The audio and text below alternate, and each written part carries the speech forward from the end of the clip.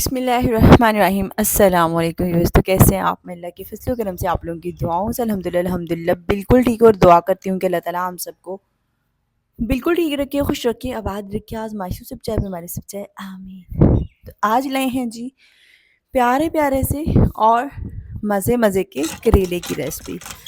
तो यहाँ देख सकते हैं करेले को मैंने जस्ट हल्का फुल्का सा साफ़ करने वाले थे ना, साफ़ कर लिया। उसके बाद खुले पानी से अच्छे से इसको धो लिया। करेले की रेसिपी जितनी मज़े की होती है ना, उतनी ही बनानी भी आसान होती है। तो बस इसके लिए आपने अंदर से बीज निकाल लेने हैं।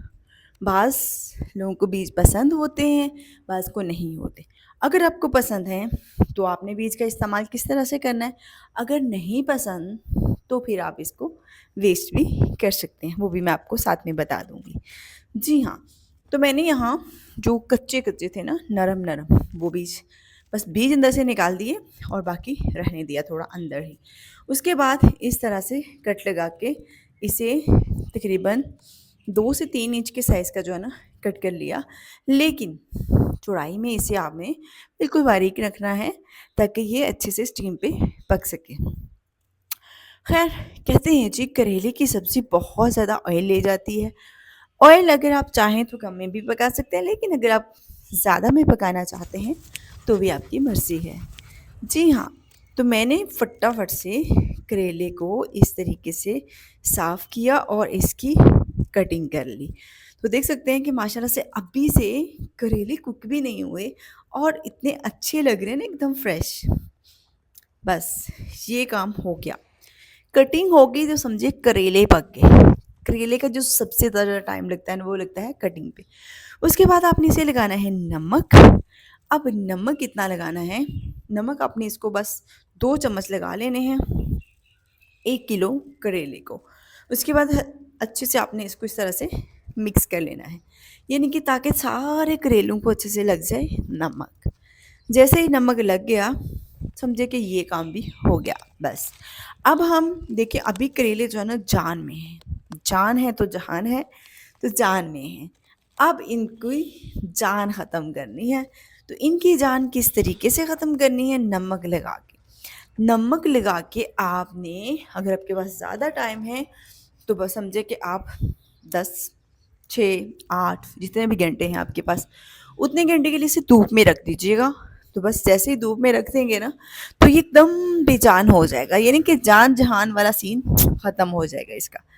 बस इसको भी रखते हैं फटाफट से हम लोग धूप में, और तब तक हम लोग बाकी की तैयारी करेंगे। बाकी की तैयारी में है मसाला। मसाले में आपको पता है कि कौन-कौन सी चीज़ का होना ज़रूरी है। अदरक, लहसुन तो मसाले की जान होती है, वो तो ज़रूरी है। बाकी चीज़ें ये ली हैं मैंने, यहाँ टमाटर, प्याज, सब्ज़ मिर्च, अदरक और लहसुन, बस जी। ये तैयारी मैंने कर ली और मेरे पास ज़्यादा टाइम नहीं है, इसलिए मैंने इसको तकरीबन आधे घंटे के लिए धूप में रखा है। हाँ, अलबत्ता अभी भी मैं इसको धूप से नहीं हटाऊँगी, जब तक बाकी काम नहीं हो जाता, तब तक इसे मैं वहाँ पड़ा रहने दूँगी। जी हाँ, इन तमाम सब्ज़ियों को आपने अच्छे से खुले पानी में धो लेना है। जैसे ही बाकी काम वाइंड अप हो गए, फिर हम लोग चलेंगे चूल्हे की तरफ। चूल्हे की तरफ भी अभी सारा काम करने वाला है, आग वगैरह जलाने वाली है और इंशाल्लाह इंशाल्लाह बहुत जल्द जो है ना घर हो जाएगा, इतना प्यारा, इतना साफ़ सुथरा कि दिल खुश हो जाया करेगा। और फिर आपको पता है जब इतना प्यारा सा घर हो जाता है ना, एकदम साफ़ सुथरा, और सबसे मज़े की बात क्या होती है, जो कच्चा आम घर होता है उसकी, कि जब चाहे नया कर लें, कोई देर से पैसे नहीं चाहिए, कोई देर से मेहनत नहीं चाहिए, वर्कर नहीं चाहिए, जो घर को साफ़ और प्यारा बनाने के लिए बस टाइम चाहिए। थोड़ा सा टाइम निकालें और घर को साफ़ सुथरा कर लें। सबसे मज़े की बात ये होती है। जी हाँ, तो अभी हमने आग जला ली और जल्दी से कढ़ाई चूल्हे पे चढ़ाई, कुकिंग ऑयल शामिल कर देते हैं। इसी के साथ आप सबसे मेरी रिक्वेस्ट है कि अपना बहुत सा ख्याल रखिएगा। दोस्तों के खुश करने के चक्कर में इंसान हमेशा खुद को ही पीस लेता है। इसलिए कोशिश ये करनी है कि हाँ, अलबत्ता किसी का दिल नहीं दुखाना, किसी को तकलीफ़ नहीं देनी, लेकिन अपना भी ख्याल रखना है। तभी तो जाके हम जो है ना वो सेहतमंद ज़िंदगी गुज़ार सकते हैं कि तंदुरुस्ती। अल्लाह ताला हम सबको सेहत तंदुरुस्ती वाली ज़िंदगी अता फ़रमाए, आमीन। जी हाँ, तो जैसे ही ऑयल गर्म हुआ इसमें लहसुन और अदरक शामिल कर दिया। लहसुन और अदरक शामिल करने के बाद इसको फ्राई होने देंगे। दूसरी तरफ मैंने ली है यहाँ सब्ज़ मिर्च। अब सब्ज़ मिर्च क्योंकि करेले में ऐड होने वाली है तो साइज़ में छोटी नहीं होनी चाहिए, बड़ी होनी चाहिए। आपने क्या करना है कि 2 मिर्ची 1 मिर्ची को जस्ट 2 पीस कर देने हैं। उससे क्या होगा कि मिर्ची होगी फ्राई और हर बाइट में अपना एक जायका पेश करेगी। जी हाँ, तो जैसे ही अदरक और लहसुन फरफराने लगे तो चंद सेकंड बस इसे आप दे दीजिएगा। चंद सेकंड के बाद आपने इसमें सब्ज़ मिर्च शामिल कर देनी है, मोटी कटी हुई। इसको भी आपने फ्राई कर लेना है क्योंकि मिर्ची जो फ्राई होती है ना उसका एक अपना ही जायका होता है। जी हाँ, इसी के साथ चलते हैं फटाफट से मटाटर की तरफ।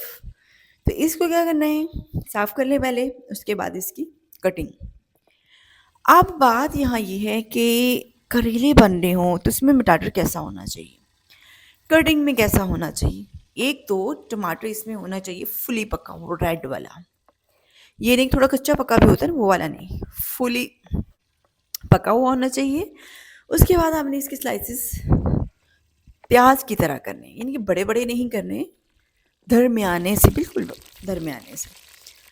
यहाँ मिर्ची को भी हमने कर लिया फ्राई, अदरक लहसुन भी हो चुका है फ्राई। उसके बाद इसमें टमाटर जाएंगे। अब ये टमाटर जो है ना वो ऐसा मसाला तैयार करेंगे करेले का कि सब उंगलियां चाटते रह जाएंगे। जी हाँ, टमाटर के जाते ही चम्मच चलाएं और टमाटर को भी फ्राई कर लीजिएगा। अब टमाटर जब फ्राई होगा तो एक ऐसा खट्टा मीठा सा जायका लेके आएगा मसाले में, जिसको जाने के बाद आप इस मसाले को बार बार मिक्स करेंगे। इसके बाद आपने लेने हैं प्याज, 2 3 4, यानी कि जितने आपको प्याज मसाले में चाहिए आप उतने ले सकते हैं। बहुत लोग होते हैं जो ज़्यादा मसाले में प्याज पसंद करते हैं, स्पेशली करेले, तो आप इससे ज़्यादा भी ले सकते हैं। खैर, एक तरफ हो रहा था मटाटर फ्राई और दूसरी तरफ हम लोग जल्दी से कटिंग कर रहे थे प्याज की। हाँ, अलबत्ता जब भी आप लकड़ी की आग पे खाना बना रहे हों तो बीच बीच में चम्मच ज़रूर चलाते रहिएगा, कहीं ऐसा ना हो कि आप कटी में मसरूफ़ हो जाएं और मसाले को भूल जाएं। ऐसा मत कीजिएगा। जैसे ही मसाला अच्छे से टमाटर नरम पड़ गया तो इसमें प्याज चला गया। अब हम फटाफट से प्याज को भी यहाँ दम पे पकाएंगे। नमक इस पे छिड़काव करें, चम्मच जलाएं ताकि सारे मसाले को नमक अच्छे से लग जाए। तो माशाल्लाह से देख लीजिए अभी से इसका जायका आना शुरू हो गया है। जैसे ही प्याज नरम पड़ गया उसके बाद इसमें आपने हल्दी पाउडर, धनिया पाउडर और पिसी हुई लाल मिर्च, मोटी कुटी लाल मिर्च और साथ ही साथ में गरम मसाला पिसा हुआ या दरदरा कुटा हुआ भी आप इसमें ऐड कर सकते हैं, शामिल कर देना है और मसाला जात को पकाना है प्याज के साथ। अब क्योंकि प्याज नरम हो चुका था, जैसे आपने पिसे हुए मसाला जात शामिल कर दिए, उसके बाद क्या हुआ कि प्याज ने मसाला जात को जलने से बचा लिया।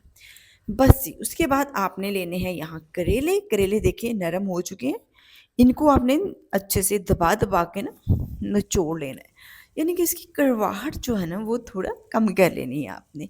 फिर ही तो सब खाएंगे, छोटे बड़े सब खाएंगे, कोई ये नहीं बोलेगा आपको कि नहीं करेला नहीं खा सकते, बल्कि आपको ये बोलेंगे आज करेले बना लीजिएगा, बहुत अच्छे लगते हैं खाने में। जी हाँ, तो इस तरह से निचोड़ के आपने करेले को रख लेना है।